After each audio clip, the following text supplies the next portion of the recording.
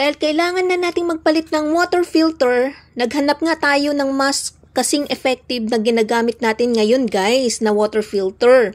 Pero mas mura ng more or less 70% sa presyo ng dati nating ginagamit. Yes guys, ganon kalaki ang madidiscount natin kapag itong water filter na ito ang bibilhin natin. Kaya nga guys, nag-research muna tayo kung okay ba ang quality ng water filter na ito.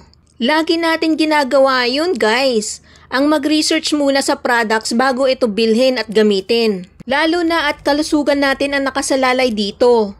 Mula kasi nung nag-pandemic, mas pinili kong gumamit na lang ng water filter or purifier kaysa magpa-deliver ng mineral water. Sa kadahilanan na hindi natin alam kung paano ang paglinis nila ng container.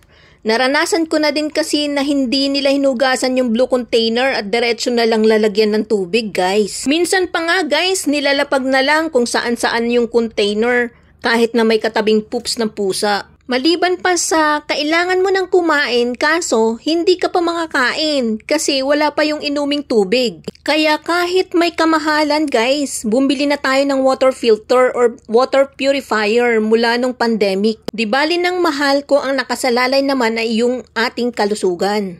Kaya naman ngayon na medyo okay na ang panahon, naghanap nga tayo ng medyo abot kaya pero pareho ng quality ng dati nating ginagamit. At eto na nga guys, ang Philips Water Filter X-Guard 2.0. Meron itong 6 layers fine filtration purification. Sinasala nito mula sa malalaki at maliliit na latak na sumasama sa tubig. Binabawasan din nito ang chlorine, lead, pesticides and chemicals sa tubig. At higit sa lahat guys, removes up to 99.99% of bacteria. Parang safeguard din pala ito guys ha, charot.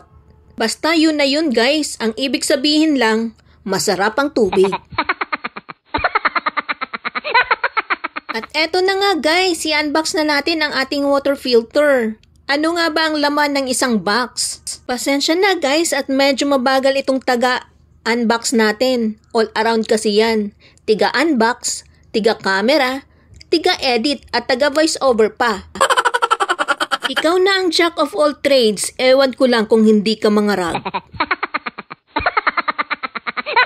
Eto na nga ang laman ng ating box guys. May kasama na siyang 2 extrang filter. Ito kasi ang mahal dyan guys, yung pagpalit ng filter. Extra ito guys at pwede nyo munang itabi. Para pagkailangan ng palitan ng filter, may magagamit agad kayo. Kasi meron namang kasamang filter na nakakabit sa main unit. Pero huwag nyo lang kalimutan na tanggalin ng plastic guys. Kasi naka-plastic pa ito. Baka akala nyo naka-filter na ang tubig nyo. Yun pala, plastic filter ang gamit mo. Imbes na masarap na tubig ang iniinom mo, may lasang plastic pala tulad ng kapitbahay o katabi mo. At itinabi na muna natin itong extra filter para meron tayong pampalit pag kailangan ng palitan ng ating filter guys.